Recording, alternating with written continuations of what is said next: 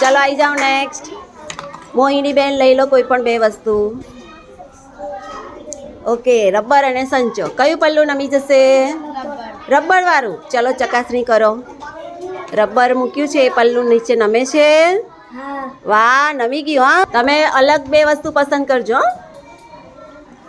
Okay, rubber અને sketch pen. Okay, ચાલો કયું પલ્લું નમશે એ તો કહો પહેલાં. રબર વાળું નમી જશે. ઓકે, ચાલો રબર અને સ્કેચ પેન એમણે લીધા છે. હા, કરો. વાહ, રબર વાળું નમી ગયું. હા, વેરી ગુડ, વેરી ગુડ, બહુ સરસ. ચલો શિવમભાઈ લઈ લો બે વસ્તુ. કાતર અને ચાવી. ઓકે, બોલો કયું પલ્લું નમશે, કાતર વાળું કે ચાવી વાળું? ચાવી વાળું. ચલો ચકાસો. એક પલ્લામાં ચાવી નાખો અને એક પલ્લામાં કાતર મૂકો. કરો ઊંચું. ઓ, મને તો બંને બરાબર લાગે છે. જો હે ને, બરાબર લાગે છે ને ભાઈ?